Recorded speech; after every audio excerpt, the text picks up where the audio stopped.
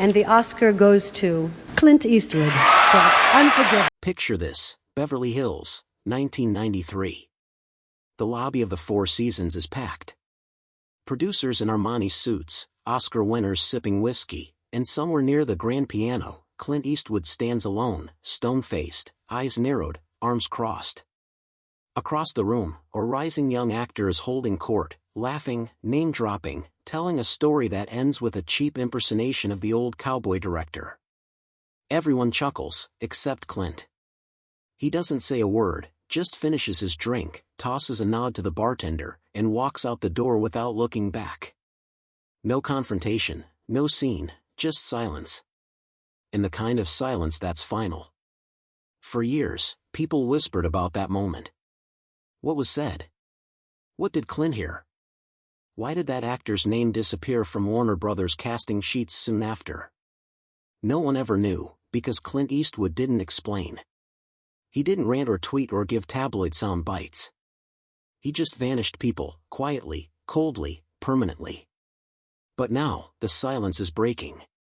At 94, the legend is finally letting his guard down. And in a few rare moments of unscripted honesty, a pattern has emerged: 5 names, 5 celebrities Clint Eastwood never forgave. The ones who insulted him, disrespected his vision, or simply made the fatal mistake of thinking he'd forgotten. They didn't just clash with a filmmaker, they crossed a man who lived by a code and never backed down. First on that list, a documentary firestarter who tried to make a name for himself by mocking Clint's principles. And Clint? He didn't laugh. He didn't respond. He just made sure it never happened again. Michael Moore. The documentary Showdown. It started with a joke, or at least Michael Moore thought it was a joke. In 2005, during a National Board of Review Awards event, Clint Eastwood took the stage and dropped a line that silenced the laughter. Michael Moore and I actually have a lot in common. We both appreciate documentaries. But if he ever shows up at my front door with a camera, I'll kill him. The audience chuckled nervously. A few gasped. Clint didn't flinch. He didn't follow it up with a grin. Didn't give the room an out. The tension lingered in the air like gunpowder. This wasn't stand-up. This was a warning. Clint had just drawn a verbal line in the sand, one Moore never dared to cross again. The roots of this cold animosity stretched deeper than just one offhand comment. Moore had been making waves with his documentary Fahrenheit 9/11, a blistering takedown of the Bush administration and American military actions post-9/11. It won awards. It made headlines. And it infuriated Clint. To Eastwood, who had grown up revering World War II heroes and honoring quiet service, Moore's work felt like a cheap shot wrapped in self-promotion. He didn't view it as criticism. He viewed it as betrayal. And it hit close to home. Because by then, Clint wasn't just an actor. He was a director. A storyteller. A man who had just finished $1 Million Baby and was about to release Flags of Our Fathers. His films explored American identity, sacrifice, and pain, not for headlines, but for history. Michael Moore, in Clint's eyes, wasn't documenting truth. He was exploiting it. The two never collaborated, never even stood in the same frame again. And if you asked Clint about him today, he'd probably raise an eyebrow, grunt once, and change the subject. Because Eastwood doesn't believe in public feuds. He believes in quiet erasure. But Moore wasn't the only filmmaker who tested Clint's patience. The next one? He took it even further, accusing Clint of whitewashing history on a global stage. And Clint Eastwood didn't just push back. He fired back. Spike Lee. A battle over history. Clint Eastwood rarely talks back.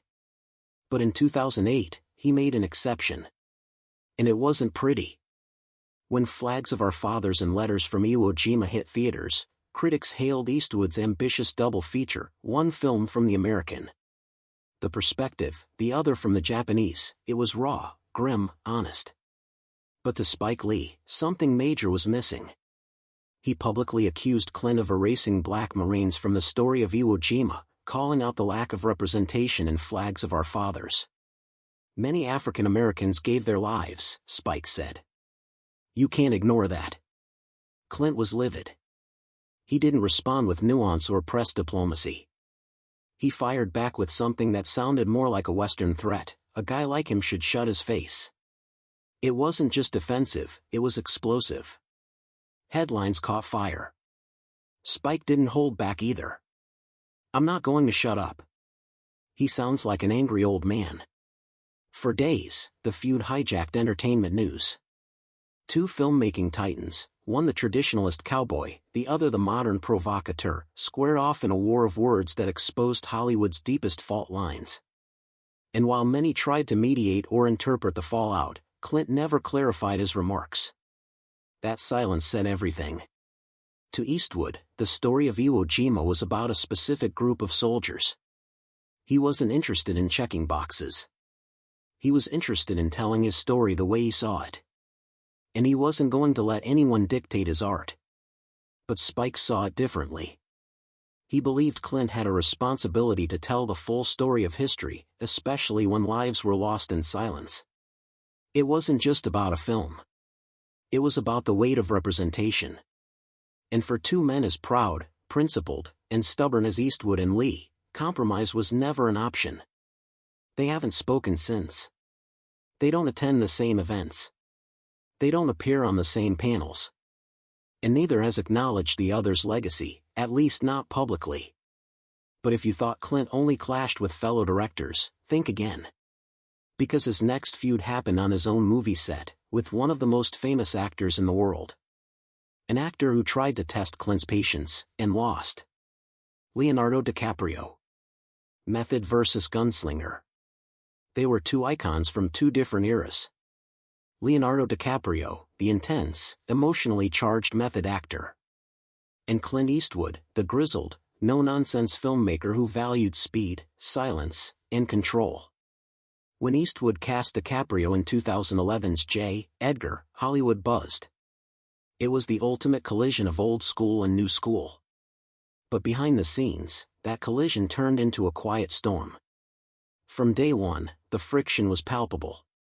Clint was famous for his one-take directing style: minimal rehearsal, limited setup, shoot and move on. It was efficient. It was instinctual. And it was the polar opposite of how DiCaprio operated. Leo liked to explore. He wanted multiple takes. He asked questions. He dove into emotional layers. While DiCaprio searched for subtlety, Clint was already calling, "Cut. Move on." Crew members whispered about the tension. One insider said it was like watching a racehorse try to run in cowboy boots. There were no screaming matches. No walkouts. But the energy on set was tense. Two master craftsmen with wildly different approaches locked in a silent struggle over how a story should be told. DiCaprio did his best to adapt. Clint didn't budge. The film got made. It was released. And then, silence. No second collaboration. No warm praise in interviews. No shout-outs during awards season. Clint, who frequently reuses actors he admires, like Morgan Freeman and Bradley Cooper, never called Leo again. Incompatibility: others believe Clint saw DiCaprio as high-maintenance, theatrical, even egotistical. Whatever the case, their professional paths split like a cracked lens, and Eastwood never looked back. But while DiCaprio may have challenged Clint's control behind the camera, the next name on the list did something far worse. He mocked Eastwood's legacy in front of the entire world and got away with it, or so he thought. Seth Rogen, the sniper insult that Clint never forgot. Some actors made quiet enemies, Seth Rogen made his loud. In 2014, Clint Eastwood released American Sniper, a biographical war drama about Navy SEAL Chris Kyle. The film polarized critics but shattered box office records and stirred a cultural firestorm. For many, it was a tribute to military service. But for Rogen, it was something else entirely. Just days after its release, Rogen took to Twitter with a jab that left jaws on the floor. American Sniper kind of reminds me of the movie that's showing in the third act of Inglourious Bastard, the one where the Nazi sniper is killing allies. He didn't mention Clint by name. He didn't have to. The implication was nuclear, comparing Eastwood's film to Nazi propaganda. And though Rogen insisted it was just a joke, the damage had already been done. Clint Eastwood didn't tweet back. He didn't issue a statement. He didn't say a word. Because Clint doesn't do social media battles. He does silence. Ice-cold silence. Behind closed doors, insiders say Eastwood was livid. Not just because of the insult, but because it was public. It wasn't a debate, it was a hit and run. To Clint, it wasn't just disrespectful, it was cowardly. And while Rogen would later backpedal, saying he wasn't calling American Sniper Nazi propaganda, the apology never reached Clint's ears or his heart. Eastwood never mentioned Rogen again, never worked with him, and reportedly made it clear to close collaborators, if Rogen's name ever showed up on a casting list, it better disappear fast. Because if there's one thing Clint Eastwood doesn't tolerate, it's being disrespected by someone who thinks everything is a joke. But this next name, this final name, wasn't a comedian or a political loudmouth. He was Clint's peer. His equal. His co-star. And their feud brewed in total silence until one unforgettable film nearly blew it all wide open. Gene Hackman, the rival he couldn't direct. On screen, they were electric. Off screen, they barely spoke. In 1992, Clint Eastwood and Gene Hackman joined forces for Unforgiven, a film that redefined the Western and swept the Oscars. It looked like a flawless collaboration between two giants. But behind the stoic performances was a slow-burning storm. Clint was known for running a tight, respectful set. He valued control, quiet, and trust. Hackman? He was unpredictable, fiery, and famously combative. While Eastwood gave his actors freedom, he expected discipline. Hackman brought heat, too much of it. From the very first week of filming, there were whispers of trouble. Hackman didn't take notes easily. He'd interrupt Clint's instructions, challenge blocking, push for line rewrites.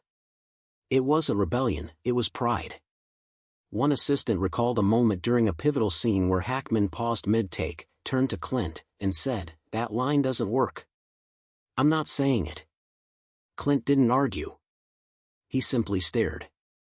Then, with a soft but deadly tone, replied, "You will?" It wasn't yelling. It was final. Tension hung over the rest of the shoot like a desert storm cloud. They never argued in front of the crew, but their silences said more than words ever could. Mutual respect? Sure. Mutual.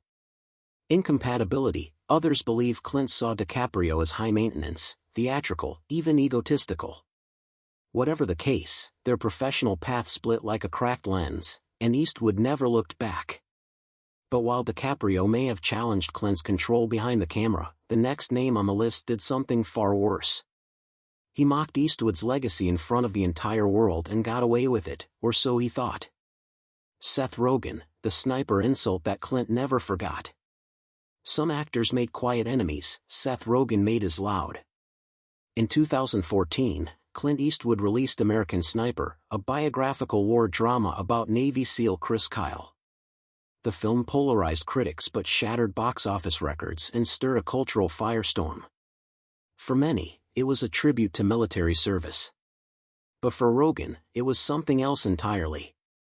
Just days after its release, Rogen took to Twitter with a jab that left jaws on the floor. American Sniper kind of reminds me of the movie that's showing in the third act of Inglourious Bastard, the one where the Nazi sniper is killing allies. One assistant recalled a moment during a pivotal scene where Hackman paused mid-take, turned to Clint, and said, "That line doesn't work." "I'm not saying it." Clint didn't argue. He simply stared. Then, with a soft but deadly tone, replied, "You will?" It wasn't yelling. It was final. Tension hung over the rest of the shoot like a desert storm cloud. They never argued in front of the crew, but their silences said more than words ever could. Mutual respect? Sure. Mutual. Affection not a trace after Unforgiven. Both men walked away with gold statues, but that was the last time they ever walked onto the same set. Clint never invited Hackman back, never cited him as a favorite collaborator. And when asked about the film years later, he'd mention Morgan Freeman, he'd mention Richard Harris, but rarely, if ever, Hackman. Industry insiders believed the respect was real, but the relationship was unsalvageable. Too much ego, too much friction. And in Clint's world, that means only one thing, one and done. Hackman would retire from acting not long after. Eastwood continued on, carefully curating who he brought into his circle. Because for Clint Eastwood, chemistry isn't about fame, it's about trust. And once that's broken, even by a fellow legend, it's over. Two icons. One unforgettable film. And a wall of silence that never cracked. Because when Clint Eastwood closes a door, it stays shut. The silence of the gunslinger. Clint Eastwood never needed to shout to make a statement. He didn't throw tantrums. He didn't air dirty laundry in interviews. He just watched, waited, and when someone crossed the line, he didn't fire back, he cut them out. Quietly. Permanently. In Hollywood, where reputations are built on charm and collaboration, Clint built his legacy on something else entirely, unwavering conviction. These 5 celebrities learned the hard way that working with Eastwood wasn't just a job, it was a test. A test of respect, discipline, and knowing when to keep your ego in check. Some failed it spectacularly. So now the question is yours: do you think Clint was right to stay silent, or did some of these grudges go too far? Drop your thoughts in the comments, we read every one. And if you want more untold truths from the golden age of Hollywood, hit that subscribe button and turn on notifications. Because for every name Clint Eastwood couldn't stand, there's another he quietly admired, and we'll be revealing those very soon.